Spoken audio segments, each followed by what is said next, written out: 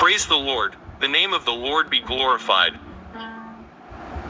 Our loving Heavenly Father, who loves us so much, we thank you for this morning.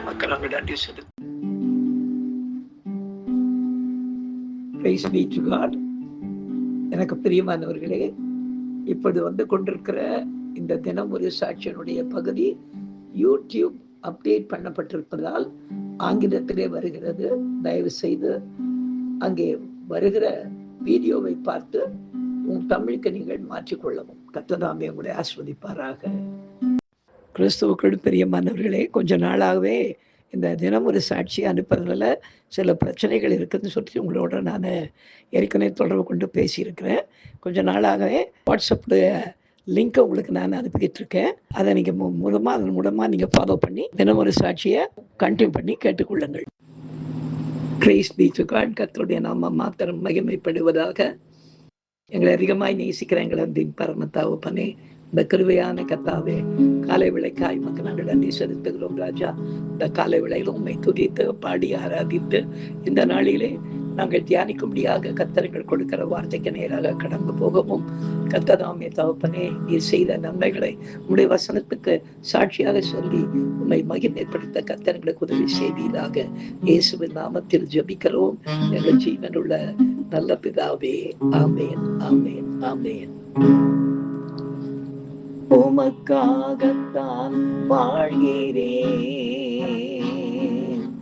உம்மைத்தான் நேசிக்கிறேன். உமக்காகத்தான் வாழ்கிறேன், உம்மைத்தான் நேசிக்கிறேன். பலியாகி என்னை மீட்டீரே, பலியாகி என்னை மீட்டீரே. பரலோகம் திறந்தீரையா, பரலோகம் திறந்தீரையா. எஜமானனே, என் இயேசு ராஜனே, எண்ணமெல்லாம் ஏக்கமெல்லாம் உம் சித்தம் செய்வது தானே. எஜமானனே, எஜமானனே,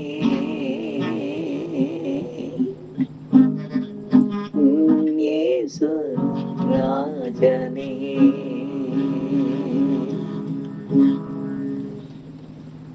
எனக்கு அருமையானவர்களே, இந்த நாளிலே நாம் தியானிக்கும்படியாக கர்த்தர் நமக்கு கொடுக்கிற வார்த்தைக்கு நேராக நாம் கடந்து போவோம். எடுத்து வாசிக்கலாம். ஏசாயாவின் தீர்க்க தரிசன புத்தகம் 55ஆம் அதிகாரம் 8ஆம் வசனம். என் நினைவுகள் உங்கள் நினைவுகள் அல்ல, உங்கள் வழிகள் என் வழிகளும் அல்லவென்று கர்த்தர் சொல்லுகிறார். பிரியமானவர்களே, தாயின் கருவில் நம்மை அவர் உருவாக்கும் முன்னே நமது வாழ்வு இந்த பூமியில் எப்படியாக இருக்க வேண்டும் என்பதை தீர்மானித்தவர் அல்லவா நம் தேவன். எனவே நாம் படித்து வாலிபர்களாய் மாறி எழும்பும்போது நாம் எதிர்காலத்தில் இப்படியாக நமக்கு பிடித்த துறையில் எப்படியாக மேன்மையாக செயல்பட வேண்டும் என்று நாம் தீர்மானித்து வாழ்வது உண்டு. ஆனால் நமக்கு எது நல்லது என்பதை அறிந்த நம் கர்த்தர் அவர் ஏற்கனவே நம்முடைய எதிர்காலத்தை தீர்மானித்து வைத்திருப்பதால் நாம் என்னதான் ஓடி ஒளிந்தாலும் அவர் நம்மை தேடி கண்டுபிடித்து அவரது நினைவின்படியாக சரியான நேரத்தில் நம்மை கொண்டு வந்து நிறுத்தி நான் கர்த்தர், நான் மாறாதவர் என்பதை அவருடைய செயல்களின் மூலமாக அவர் நிச்சயமாக தெரியப்படுத்துவார். இப்படியாக ஒரு சகோதரருடைய வாழ்க்கையிலே நடந்த காரியத்தை இன்றைக்கு நாம் சாட்சியாக கேட்போமா? கர்த்தர் இந்த சாட்சியின் மூலமாக மகிமைப்படுவாராக. எனக்கு அருமையானவர்களே, எங்களுக்கு மன்னார்குடியிலே ஒரு கிளை சபை இருக்கிறது. அங்கே பாமினி என்ற இடத்திலே மரிக்கொருவர்களுக்காக கட்டப்பட்ட ஒரு சபை. அந்த சபையில ஜனங்கள் வந்து கர்த்தருடைய நாமத்தை மகிமைப்படுத்தி கொண்டிருக்கிறார்கள். இப்படி இருக்கும் பொழுது அங்கிருந்த பாஸ்டருக்கு ஒரு ஃபோன் பண்ணாரு. ஐயா, எங்கள் பக்கத்தில் இருக்கிற நரிக்குடி என்ற ஒரு இடத்துல ஒரு சபை ஒன்று நமக்கு கட்டலாம் என்ற ஒரு யோசனையில் இருக்கிறோம் என்று. எனக்கு கொஞ்சம் சந்தேகமாக இருந்தது. ஏற்கனவே ஒரு சபையிலிருந்து பிரிந்து வந்த மக்கள் இங்கே சபை கட்ட வேண்டும் என்று சொல்கிறதுனால இந்த பிரிவு எண்ணத்தோடு வருகிறவர்கள் எப்படியாக இருப்பார்கள் என்று எனக்கு தெரியவில்லை. அதனால் சரி பார்த்து செய்யுங்க தம்பி அப்படின்னு சொல்லிட்டு பிற்பாடு ரொம்ப அந்த வந்த ஜனங்கள்லாம் எனக்கு சபையில்னு ரொம்ப தொந்தரவு பண்ணது நிமித்தமாக வேறு வழி இல்லாமல் அந்த இடத்துல அந்த பிரதர்கிட்ட கேட்டுனா எங்கே வேணா அங்கே தான் சபையை விட்டு போயிட்டாங்களே அப்படின்னு அந்த பாஸ்டர் பண்ணார். நீங்கள் எங்கே வேணால் கட்டிக்கிங்க எங்கே வேணால் போட்டுன்னு சொல்லிட்டாரு. அப்போ சரி அந்த இடத்துல ஒரு 70,000 ரூபாய் செலவு செய்து ஒரு சபை அந்த இடத்துல கட்ட கத்தர் உதவி செய்தார். ஒரு தம்பி அவருடைய நிலத்தை அந்த இடத்துல கொடுத்தார். இந்த இடத்துல நீங்கள் சபை கட்டலாம் பாஸ்டர் அப்படின்னு சொல்லிட்டு சரி என்ன சபை ஆரம்பித்த நாட்களிலே சில மாதங்கள் கழித்து நான் சில மாதங்கள் நடுவில் போவேன், சில மாதங்கள் போகாமல் இருப்பேன். ஒரு தடவை போனபோது நிறைய சபை ஃபுல்லாக ஒரு கிட்டத்தட்ட ஒரு 40-50 பேர் இருக்கிற இடம் வந்து அதில் சபையில் கிராமம் அது உள்ள எல்லாம் உட்கார்ந்து கொண்டிருந்தார்கள். அதுக்கு தேவ செய்தியை கொடுப்பதற்கு முன்பாக நான் அப்படி தேடினேன், வந்திருக்கிறவங்கள யாரையாவது ஜெபிக்க சொல்லலாம் அப்படின்னு தேடின் போது ஒரு வாலிப தம்பி என்னுடைய கண்களில் பட்டார்.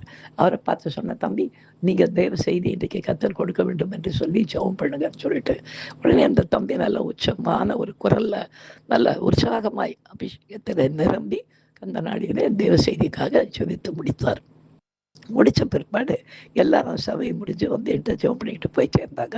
கடைசி அவர் வந்து நான் வந்தப்போ நான் கேட்டேன், நல்லா ஜெபம் பண்ணிக்க தம்பி, உங்கள் பேர் என்ன அப்படின்னு கேட்டேன். அவர் இப்போ சொன்னார், என்னுடைய பேர் சக்திவேல், இப்போ நான் கிறிஸ்டின் ஆனதுக்கப்புறம் சாமியல் மாற்றிருக்குது ஐயா அப்படின்னு.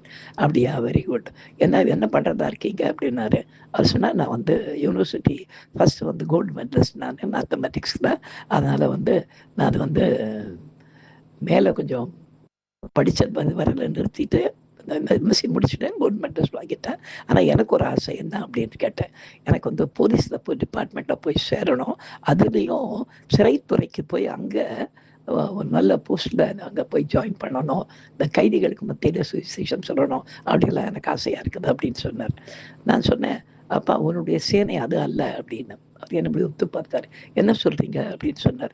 இல்லைப்பா, நீ நிற்க வேண்டிய சேனை போலீஸ் டிபார்ட்மெண்ட் கிடையாது, உனக்கு கர்த்தருடைய சேனை தான் முக்கியமான சேனை, கர்த்தர் உன்கிட்ட பேசுவார்ப்பார். அவர் இல்லை நான் அதற்காக வெயிட் பண்ணிக்கிட்டு இருக்கிறேன், நான் எப்படியாவது எனக்கு அந்த போஸ்டிங் கிடச்சணும் அதுக்காக வெயிட் பண்ணிக்கிட்டு இருக்கப்பேன்.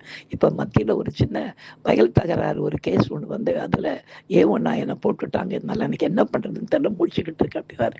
சரி தம்பி, நீங்கள் உங்கள் விருப்பப்படி யோசித்து பாருங்கள், ஆனால் கர்த்தருடைய சுத்தம் அது கிடையாதுப்பா, கர்த்தருடைய சேனைகளை நிற்க வேண்டிய ஆள் நீ என்று சொல்லிவிட்டு நான் சென்னைக்கு திரும்பி விட்டேன்.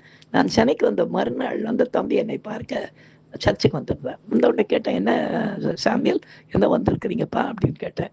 இல்லை பாஸ்டர், எனக்கு வந்து கூட இருந்து ஒரு வாரம் ஜெபம் பண்ணணும் போல தோணுது, நீங்கள் சொல்லிட்டு போனதுக்கப்புறம் எனக்கு ஒரு மாதிரி மனசில் ஒரு மாதிரி அசைவுகள் ஏற்பட்டு கொண்டே இருக்குது, என்னது நம்ம வாழ்க்கை என்னவா இருக்கும். நான் வந்து சேர்ந்ததுக்கப்புறம் ஒரு 3 நாள் பாஸ் நடத்தப்போ அவருடைய கடந்த காலத்தில் நடந்த நிறைய காரியங்களை கர்த்தரது மகனோடு பேசினார். ரொம்ப சந்தோஷப்பட்டு என்னுடைய இப்போ கடந்த கால காரியத்தை குறித்து இவ்வளோ காரியத்தை நீங்கள் உங்கள் மூலமாக கர்த்தர் சொல்லிக்கிட்டு இருக்காரு, இப்போ எதிர்காலமும் நீங்கள் சொன்னபடியே தான் இருக்குமோ என்னவோ தெரியல அப்படின்னு சொல்லிட்டு, அது கூட அவங்க வீட்டில் இருந்து ஃபோன் வந்தோடனே இந்த தம்பி சொல்லிட்டாரு, இல்லை நான் மறுபடியும் ஊருக்கு வர்றதா இல்லை, அந்த பக்கம் தஞ்சாவூர் பக்கம் வர்றதா இல்லை, நான் இங்கேயே பாஸ்டரோடு இருக்கலான்னு இருக்கிறேன் அப்படின்னு. அவங்க என்னோட ஃபோனில் பேசினாங்க, என்ன அப்படி பண்ணிட்டான், இவன் தான் மூத்த மகன், இவன் சம்பாதிச்சு நல்ல படிப்பு படித்தவன், எம்எஸ்சி மேத்தமெட்டிக்ஸ், அதனால் முடிச்சதுக்கப்புறம் ஒரு நல்ல பெரிய ஸ்கூலோட நல்ல வேலை கிடைக்குமே என்ன அப்படின்னு. அப்புறம் தம்பி கேட்டேன், தம்பி எங்கேயாவது ஸ்கூலில் சேர்த்து விட்டோமா, பக்கத்தில் எனக்கு தெரிஞ்ச ஸ்கூல்ஸ் இருக்குது, ஜாயின் பண்ணி வேணா சம்பாத்தியத்தை அனுப்புங்கன்னு. இல்லை ஐயா, நான் அந்த சேனை எனக்கு உலகத்தினுடைய காரியம் கிடையாதுன்னு எனக்கு ஆண்டவர் என்கிட்ட இந்த 5 நாள் உபவாசத்தில் பேசிட்டார் அப்படின்னு சொல்லிட்டு, அதுக்கப்புறம் அவங்க அப்பா அம்மா அங்கேருந்து வந்தாங்க, உட்கார வச்சு நான் பேசினப்ப அந்த தம்பி சொன்னார், என்னுடைய முழு காரியத்தை சொல்லிவிடுறேன் ஐயா, மூலமாக எனக்கு நிறைய காரியங்கள் வெளிப்படுத்தப்பட்டது, அதில் எனக்கு ஒரு காரியம் தீர்மானமாய் தெரிகிறது, எனக்கு திருமணமும் கிடையாதுன்னு எனக்கு ஆண்டவர் என்கிட்ட பேசினார், அபிஷேகத்தை நான் நிரம்பி ஜெபம் பண்ணும்போது, அதனால் திருமணமாகாமல் கர்த்தருக்கென்று ஊழியத்துக்கு நான் ஒப்பு கொடுத்துருக்கிறேன், கர்த்தர் அந்த காரியத்தை செய்யட்டும். ஏன்னா நான் பக்கத்தில் ஸ்கூல்ஸுக்கு தான் போய் ஜாயின் பண்ணலான்னு பார்த்தா எனக்கு அந்த இன்டர்வியூக்குள்ளே போகும்போதே தலைவலிக்க ஆரம்பிச்சிருது, ரொம்ப பிரச்சனையாக இருக்குது, என் நினைவின்படி என்னுடைய வாழ்க்கையில் கர்த்தருடைய அவருடைய சுத்தத்தின்படி அவருடைய வாழ்க்கையை செய்யணும்னு சொல்லிட்டு நானும் ஒப்பு கொடுத்துருக்கேன். அவங்களோட சரி பேசிட்டு அன்னைக்கு அந்த நாளிலே ஆண்டோடைய கிருபையினால இவ்வளவு நாள் ஆலயத்துக்கு போகாத அவங்களுடைய அப்பா இங்கே சபைக்கு உள்ள வந்த உடனே ஒரு மாதிரி ஆயிடுச்சாரு. என்னன்னு எனக்கு ஒன்றும் புரியல. ஒரு மாதிரி மயக்கம் போட்டு விடுற மாதிரி கடைசி ஒரு ஒப்பு கொடுத்து உடனடியாக ஞானஸ்தானமும் பெற்றுக்கொண்டு மகனுக்கு சொல்லிட்டு இங்கிருந்து கிளம்பி போயிச்சாங்க. பிற்பாடு கர்த்தருடைய கிருபையினாலே ஊழியத்துக்கு தன்னைத்தானே ஒப்பு கொடுக்கலாமா வேணாவா அப்படின்னு அவர் காத்துக்கிட்டு இருந்த விடையில உள்ளூர் ஒரு ஆசை, அதாவது அப்ளை பண்ணியிருக்கணும். அந்த போஸ்ட் கிடைச்சா ஜெயிலுக்குள்ள போய் அங்கே கூட ஊழியம் பண்ணலாமே அப்படின்ற ஒரு யோசனை இருந்தால் நான் சொன்னேன், கிடையாது தம்பி, கிடையவே கிடையாது. வரலாம் பாருங்க, உங்களுக்கு ஆண்டவர் இந்த காரியம் கிடையாது, உலகப்பிரமாணமான வேலை கிடையாது, உலகப்பிரமாணமான வேலையை செய்து கொண்டே நீங்கள் உள்ள சுவிசேஷம் சொல்லாமல் எல்லாம் நினைக்கிற நினைப்பெல்லாம் கிடையாது. அதனால் நீங்கள் பாருங்கள், கர்த்தர் செய்வார் என்று சொல்லி நான் பேசாமல் இருந்துட்டேன். ஒரு 2-3 வாரங்களுக்கு பிற்பாடு கவர்மெண்ட்லேருந்து அவருக்கு மதுரையிலேருந்து நீதிமன்றத்திலேருந்து ஒரு நோட்டீஸ் வந்தது. என்னன்னா, இப்போ நடந்து கொண்டிருக்கிற அந்த ஒரு பிரச்சனையில் நீங்கள் A1 இருக்கிறதுனால நீங்கள் உங்களுடைய வாழ்க்கையில் இனிமேல் எந்த இடத்துல நீங்கள் போய் கவர்மெண்ட் ஜாப் தேட முடியாது. ஏன்னா குற்றவாளியாக நீங்கள் இது பண்ணப்பட்டிருக்கீங்க. அதுக்கப்புறம் இது வரும், தீர்ப்பு வரும். ஆனால் இனிமேல் ஒன்று மட்டும் வேணால், நீங்கள் அப்ளை பண்ணியிருக்கிற எந்த இடத்துலையும் நீ கவர்மெண்ட்டில் நீங்கள் போய் வேலைக்கு போகவே முடியாது அப்படின்னு வந்த உடனே எடுத்து கொண்டு வந்து அவர் அழுதார் என்று நான் சொன்னேன். அப்போ ஆண்டவர் ரொம்ப தெளிவாக ஒன்று கூப்பிடுறாரு. அதனால் நீ என்ன பண்ணணும், ஆண்டவருக்கு ஒப்பு கொடுத்தாகணும்னு அந்த நாளிலே அவர் ஒப்பு கொடுத்து சபையிலே அந்த நாளிலே தன்னை பிரதிஷ்டை செய்யும்படியாக பிரதிஷ்டை செய்து கொண்டார். கர்த்தருடைய நாம ஒன்றே மகிமைப்படுவதாக. பாருங்க, நம்ம என்னதான் ஆசைப்பட்டாலும் சிலது ஆண்டவர் என்ன பண்றாரு, நினைவுகள் அல்லன்னு சொன்னார்னா அது அல்லனா அல்லதான், அவ்வளோதான். அதுக்கப்புறம் நம்ம பேச முடியாது. அங்கேருந்து கவர்மெண்ட்லேருந்தே நோட்டீஸ் வருகிற அளவுக்கு நீதிமன்றத்திலிருந்து அவருக்கு நோட்டீஸ் வந்து வேலை இல்லாமல் போய் கடைசியில் தன்னுடைய ஜீவியத்தை கர்த்தருக்கு ஒப்பு கொடுத்து அந்த நாளிலே ஊழிய பிரதிஷ்டை பண்ணி அன்னிலிருந்து இங்கேயே தங்கி ஊழியத்துக்கு உண்டான பயிற்சி அவர் எடுக்க ஆரம்பித்தார். கர்த்தருடைய நாம மாத்திரம் மகிமைப்படுவதாக. எங்களை அதிகமாய் நேசிக்கிற எங்கள் அன்பின் பரம தகப்பனே, இந்த கிருபையான வேலைக்காய் உமக்கு நன்றி ராஜா. எங்களுக்கு 1000 விருப்பங்கள், 1000 யோசனைகள், 1000 காரியங்கள் எங்களுடைய வாழ்க்கை குறித்து இருக்கலாம். ஆனாலும் எங்களை உருவாக்கினவரும் உண்டாக்கினவருமாகிய கர்த்தர் தகப்பனே, நீர் எங்களை குறித்து என்ன தீர்மானம் வைத்திருக்கிறதோ அந்த தீர்மானத்தின்படி எங்களை நடத்த நீர் போதுமானவராக இருக்கிறதற்காக உமக்கு நன்றி. தொடர்ந்து நடத்தும் இயேசுவின் நாமத்தில் ஜெபிக்கிறோம் எங்கள் ஜீவனுள்ள நல்ல பிதாவே, ஆமென்.